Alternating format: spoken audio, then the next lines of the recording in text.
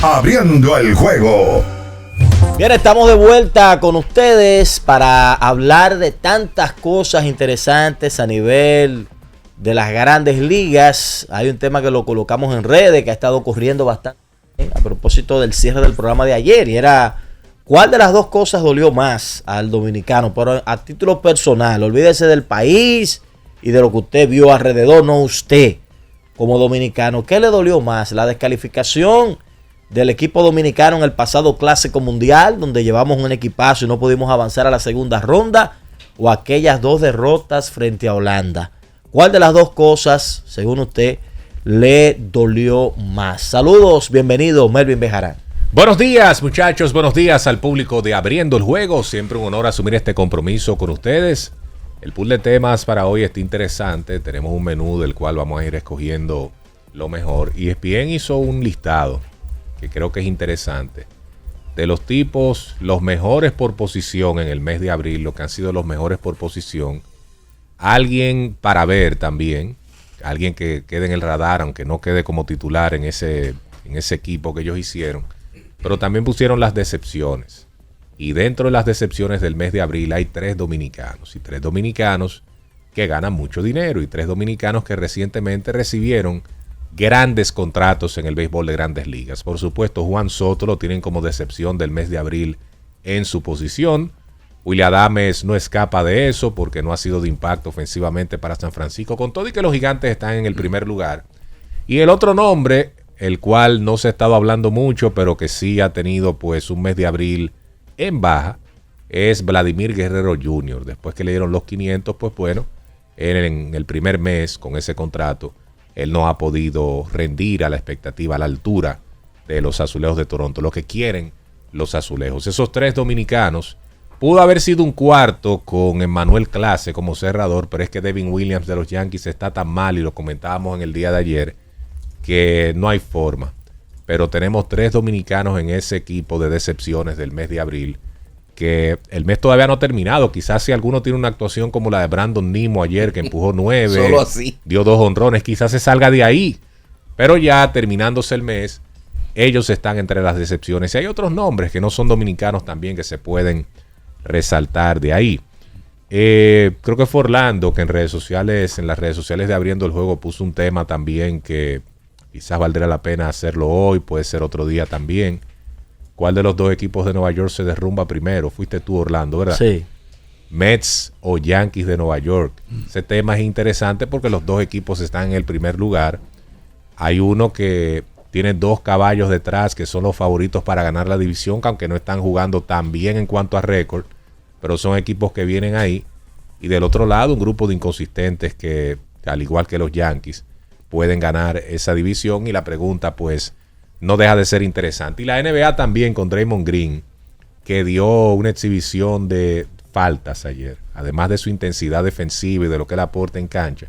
Pero el tipo dio 5 faltas, le pitaron una técnica y dentro de las 5 faltas también había una flagrante. O sea, el tipo fue una cátedra que dio en ese sentido, pero como decía Orlando en los titulares, Golden State acelerando el paso en esa serie 3-1, y retornó Jimmy Butler también, y de inmediato fue diferencia para ese equipo. Alex, bienvenido.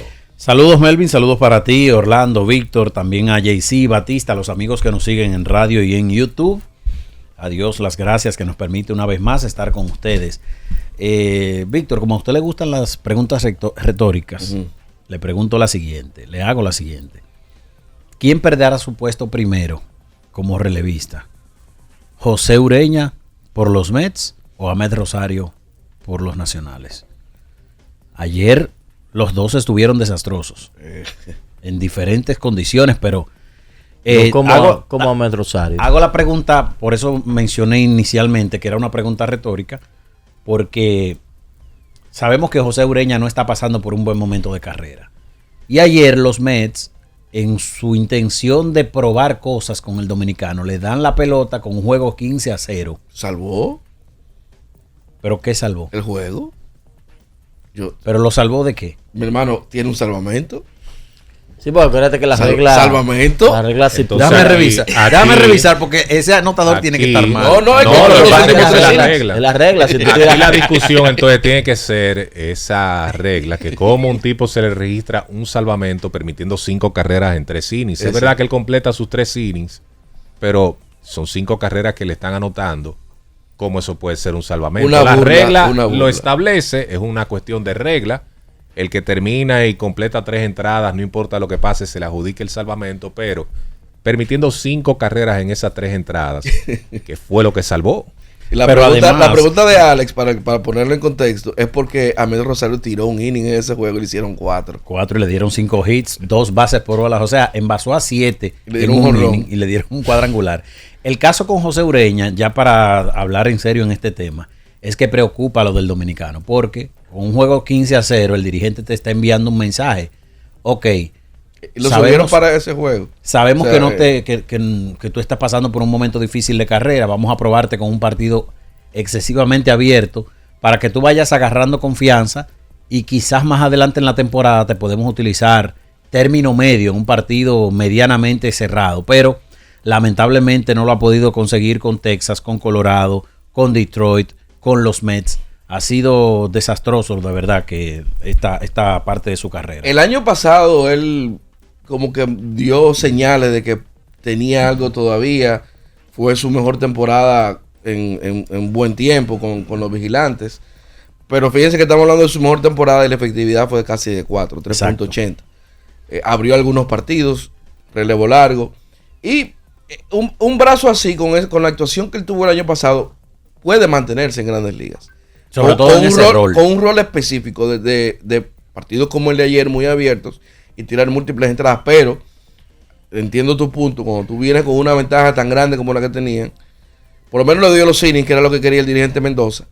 Pero la realidad es que necesita acelerar el paso. Y lo peor de todo es, Orlando, que en los primeros 2 episodios a él se le hizo tan difícil conseguir esos 6 outs que utilizó 42 lanzamientos para conseguir 6 outs. O sea, en un partido abierto, porque yo entiendo que en un partido cerrado tú acaricies la zona, ¿verdad? Tratando de engañar a los bateadores, pero con un partido abierto y que se te haga tan difícil conseguir la puntería, eso no dice mucho. Fueron 2 jonrones que le dieron. Eso no habla bien de tu condición. Y de este Oscar, ¿cómo está hablando esta situación de tener 3 juegos en línea sacando la pelota? Vamos a aprovechar el caso de Teóscar para adentrarnos en el tema principal del Clásico Mundial, pero antes de llegar ahí, señores, lo mencionaba ayer en La Voz del Fanático.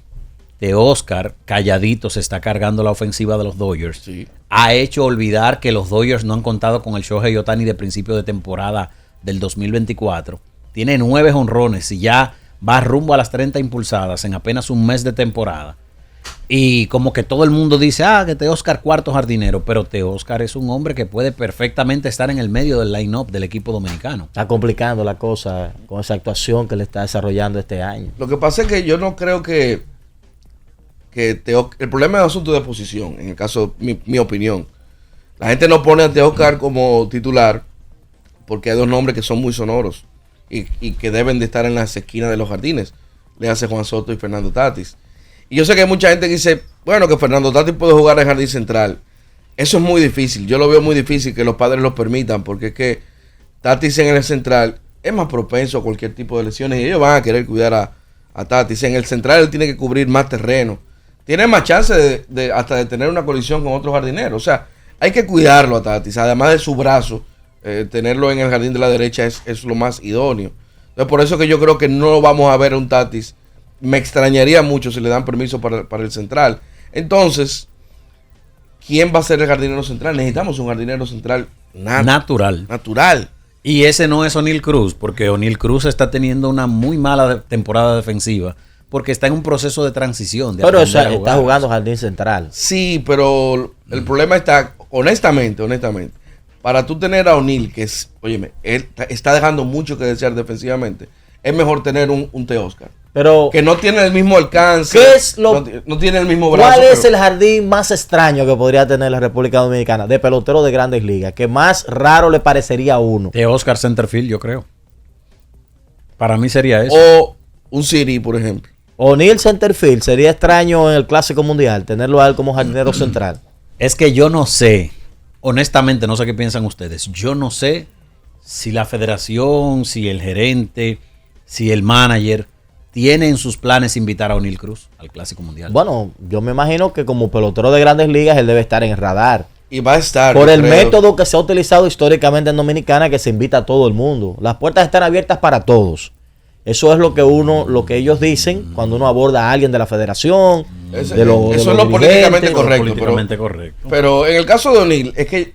No, si y por la naturaleza del clásico es que se hace eso, porque como tú no sabes quién se puede desmontar, tú abres el abanico completo Lo para. que pasa para es que tener- aquí entra la declaración de Marcelo Zuna, Víctor, donde Marcel dice que yo en mi mejor momento no me invitaron.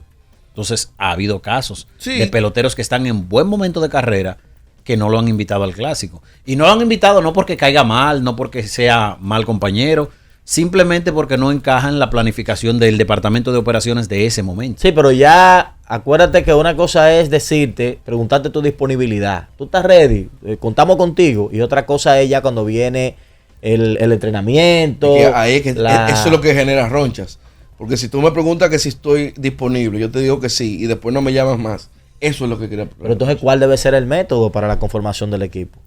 Porque Las llamadas. inicialmente, yo no sé qué tan positivo sea, no sé qué le parece a ustedes, decirle a todo el mundo, todo el que esté en Grandes Ligas en la actualidad, y los que están alrededor del invierno, el que anda por allá por México, hey, ponte ready, que tú estás en la mira.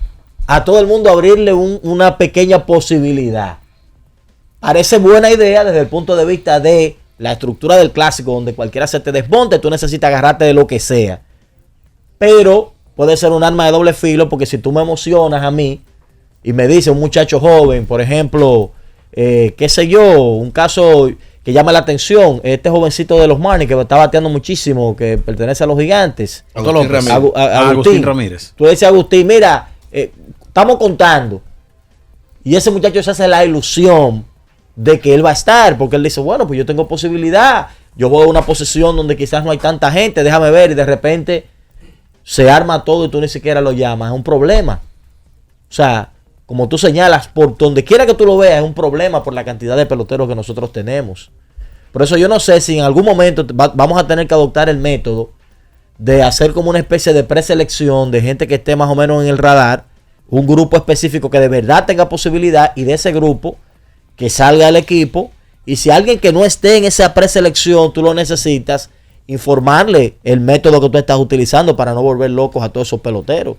Dice Héctor Jiménez en YouTube: O'Neal es un pelotero barato y quizás no le ponen obstáculos como podría pasar con Julio Rodríguez. Barato.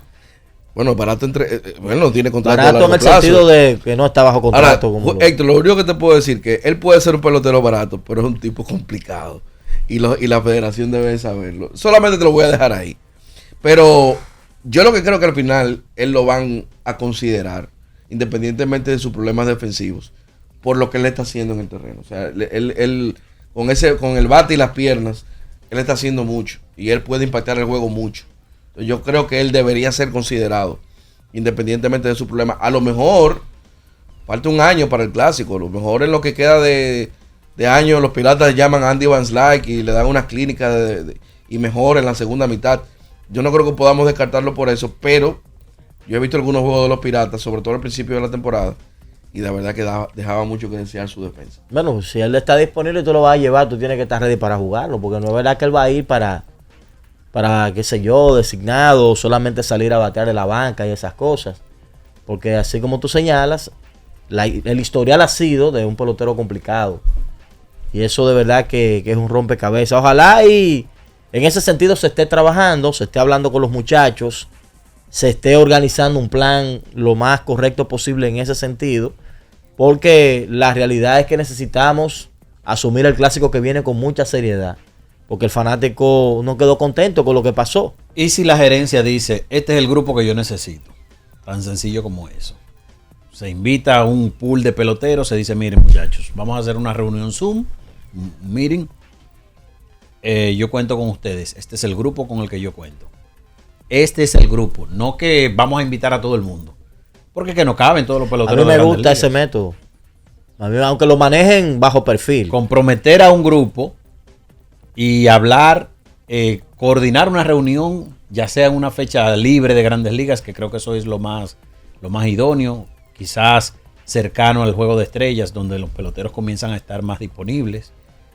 Un meeting, señores, esto es lo que necesitamos. O sencillamente una concentración en Miami, que Miami se le hace fácil a todos los peloteros de Grandes Ligas. Y si alguien te dice, garantízame jugar a mi posición, yo soy tercera base. Que eso es lo que pasa con mucha frecuencia. Yo creo que no se va a llegar ahí por quien va a dirigir el clásico.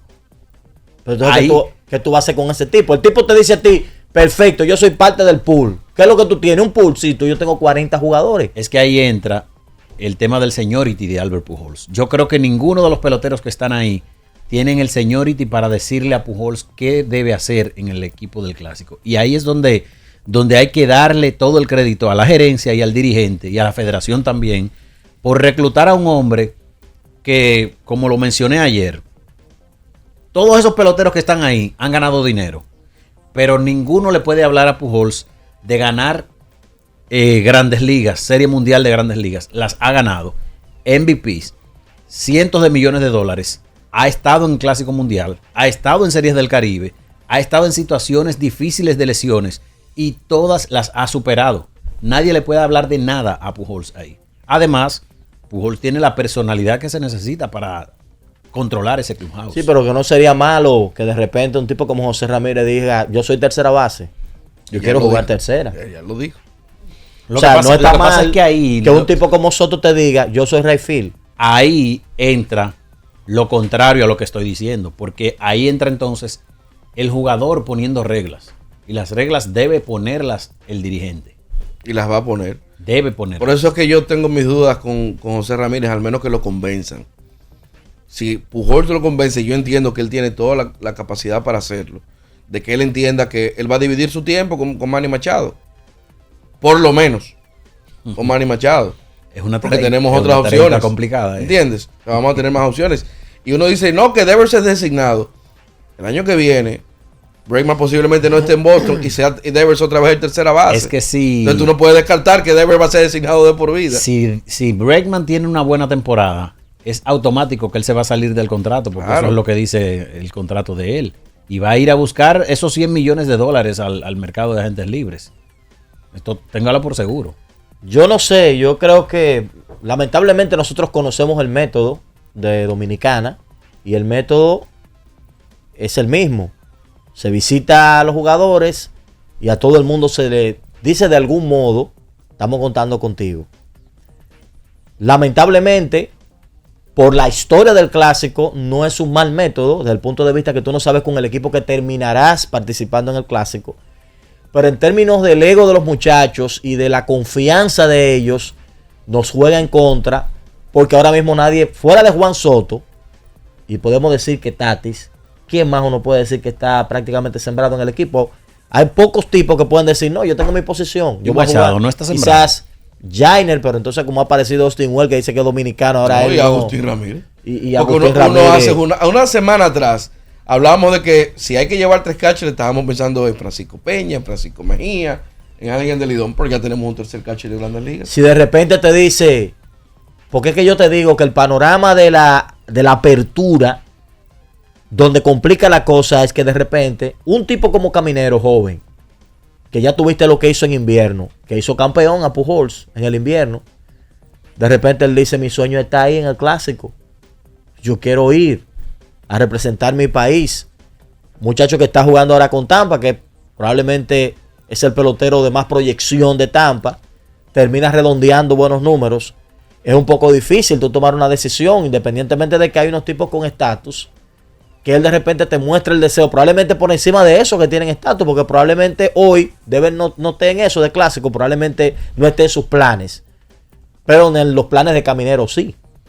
O sea que es bien complicado lo de este año con relación al equipo. Necesitamos tener mucha personalidad para que nadie se sienta mal y llevar un gran equipo a ese evento. La hay, yo creo que la hay. Creo que el dirigente tiene la suficiente personalidad para controlar cualquier atmósfera difícil dentro de ese clubhouse y poner reglas. Y agregarle el gerente.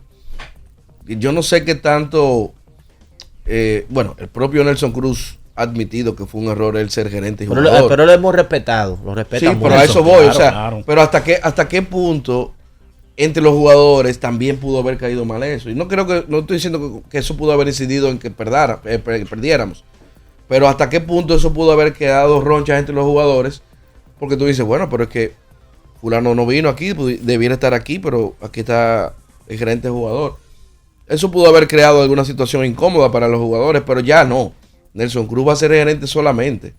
Y yo creo que la combinación Cruz-Pujols es envidiable para cualquier país, de dos tipos de respeto.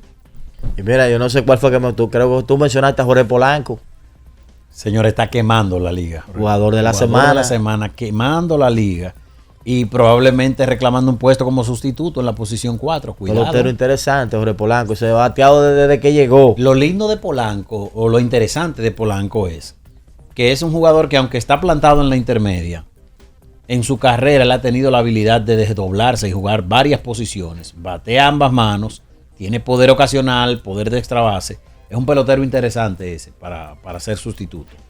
Así es. Vamos a ir entonces con JC, con Julio, y vamos a regresar a seguir tocando otros temas, como señalaba Melvin. ¿Qué puede pasar en Nueva York? Si estos Señores, dos equipos, uno de ellos dos se puede derrumbar. Tyler Hero admitió que necesita a Jimmy Butler para ganar. La frustración lo llevó a decir eso. Un hombre que ya está hace rato en otro equipo. Bueno, lo que pasa es que había sido el mejor jugador de Miami antes de irse.